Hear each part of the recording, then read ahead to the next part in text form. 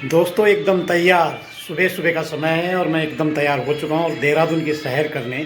और आज मैं जहाँ जा रहा हूँ, कहाँ जा रहा हूँ, उसके बारे में पूरे दिन भर क्या क्या एक्टिविटीज़ होती हैं, मैं आपको दिखाता हूँ। आइए मेरे साथ और पूरे दिन भर की एक्टिविटीज़ देहरादून के साथ जुड़िए।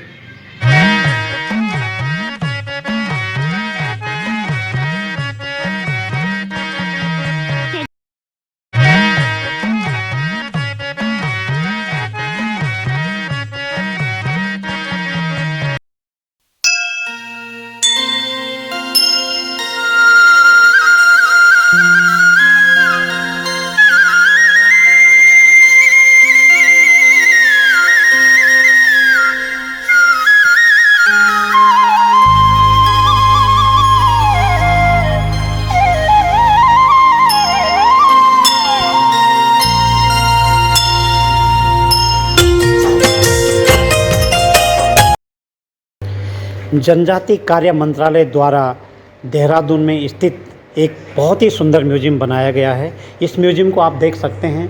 यह जौनसारी जनजाति समुदाय का यह चित्र है, जिसको बहुत ही सुंदर आकृतियों में सजाया गया है। इसके बाद मैं अंदर आपको म्यूजियम दिखा रहा हूँ। म्यूजियम से पहले आप देख सकते हैं यहाँ पर ऐपण कला को बहुत ही अच्छे कलाकृतियों द्वारा इसको बनाया गया है। ऐपण कला हमारे कुमाऊँ की बहुत ही प्रसिद्ध चित्रकला है। इसके बाद आप देख सकते हैं जौनसारी जनजाति समुदाय का यह घर है, परंपरागत घर है। और जौनसारी समुदाय के लोग यहाँ नृत्य करते हुए इस चित्र में दिखाया गया है। इस म्यूजियम में आप आगे देख रहे हैं राजी समुदाय के लोग।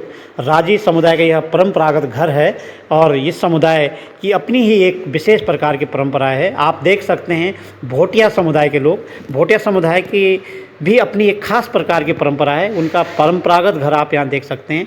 हस्तशिल्प कला की जो भोटिया महिला वो कालीन बुनते हुए यहाँ पे दिखाई दे रही है। सबसे बड़ा जो यहाँ पे जो दिखाई दे रहा दमाऊ, जो बहुत ही परंपरागत वाद्य यंत्र है। और आगे आप देख रहे हैं यहाँ पे जो घोड़े पे सवार है महाराणा प्रताप की यह आकृति है।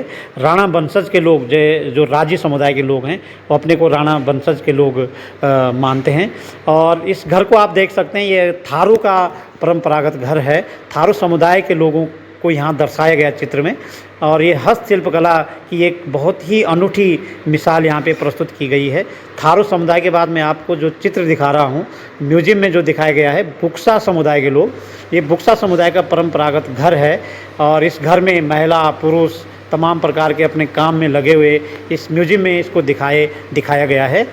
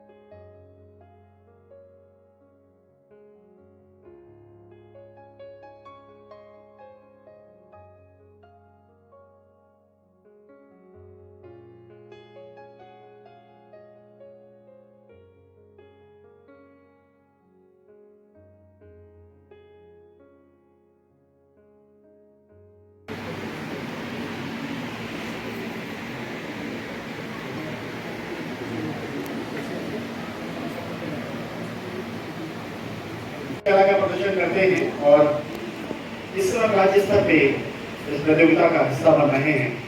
और आज कुछ जो चयनित हमारी जूरी जिनको चयन करेगी और जिनको जो मानक हैं उन मानकों पे खरा देखेगी, तो हम उनको लेके जाएंगे अपने साथ नेशनल लेवल पे। 4, 5, 6 को देहरादून में ही नेशनल लेवल का ये कार्यक्रम होना है। तो आप सबका बहुत बहुत स्वागत। और हमारे सभी प्रतिभागी बच्चों के साथ आए थे तमाम शिक्षकों का भी बहुत बहुत, अध्यापिकाओं का, अध्यापकों का भी बहुत बहुत स्वागत करता है। निश्चित रूप से आपका भी पढ़ने लिखने का शौक होगा क्योंकि आप कविता पाठ करने आए हैं। तो आप आने वाले दिनों में पढ़ेंगे, हाथ को पढ़ेंगे तो आप देखेंगे कि पूरा व्यक्तित्व और इनका परिचय आप जानेंगे कि कैसे आपकी शुरुआत हुई और कैसे साहित्य सृजन में आप लगे हुए हैं, साहित्य सृजन की सेवा कर रहे हैं। तो पहले निर्णय की भूमिका अदा कर रहे हैं लोकेश नवानी जी। दूसरे निर्णय की भूमिका कर रहे हैं, दूसरे निर्णय की भूमिका में हमारे बीच में है वरिष्ठ संवाददाता हिंदुस्तान से हमारे बीच में शैलेंद्र सेहवाग। 25 वर्षों का आपका पत्रकारिता का सफर है और इन 25 वर्षों में आपने बहुत बड़े बड़े साहित्यकारों का इंटरव्यू लिया, साहित्यकारों से आपकी मुखाबेट हुई, साहित्यकारों को आपने छापा पेपरों में। साथ ही आप बहुत अच्छे रंगकर्मी भी हैं और मुझे भी सौभाग्य मिला है आपके साथ काम करने का और साहित्य से लगातार आपका लगाव है और इसीलिए आज आपको सुनने के लिए दूसरे न्याय के रूप में शैलेंद्र सेहवाग जी तीसरे न्याय की भूमिका अदा कर रहे हैं हमारे उत्तरकाशी क्षेत्र के और उत्तराखंड की एक ऐसी धरोहर जिनका ताल्लुक पत्रकारिता से भी रहा है। एक निर्भीक और स्वतंत्र पत्रकार के रूप में, संवाददाता के रूप में आपकी महत्वपूर्ण भूमिका रही है उत्तराखंड में। साथ ही साहित्य से आपका लगाव रहा है, आप बोलते अच्छा हैं, आप लिखते हैं और बहुत अच्छे विचारक हैं। प्रेम पंचोली जी तीसरे निर्णय की भूमिका अदा कर रहे हैं। आप तीनों निर्णय अनगिनत भाषा और त्योहारों का ये देश भारत है, इसका नाम है ये सब देशों में विशेष। नाशीश कभी झुकने दे इसका इतिहास के, इसके मान रखे, मातृभूमि है सबसे ऊपर, हर पर इसका ध्यान रखे। क्या अन्य अगर बेटे को देती हम भी अन्य ही खाती, बेटे से अन्यत्र भी तो हम सोना नहीं चबाती। पूछो उनसे, पूछो सबसे जिन्होंने भेद किया शिक्षा में, लड़की को चूल्हे पर भेजा, लड़के को कक्षा में। पूछो आत्मविश्वास का धैर्य, आत्मविश्वास। गुरमुर मेरे मुझको छोड़ न जाना तुम, आत्मविश्वास का। मैं दर्शन हूँ, मैं दर्पण हूँ, मैं नाथ नहीं गर्जन हूँ। मैं बेटी हूँ, मैं माता हूँ, मैं बलिदानों की गाता हूँ। मैं श्रीमद् भगवद गीता हूँ, मैं द्रौपदी हूँ, मैं सीता हूँ। पुरुषों की इस दुनिया ने मुझे कैसी नियति दिखलाई, पुरुषों की इस दुनिया ने मुझे कैसी नियति दिखलाई। कभी जुए में हार गए, कभी अग्नि परीक्षा दिलवाई। कलयुग हो या सतयुग हो, इल्जाम मुझी पर आता है। कलयुग हो या सतयुग हो, इल्जाम मुझी पर आता है। क्यों घनी अंधेरी सड़कों पर चलने से मन घबराता है।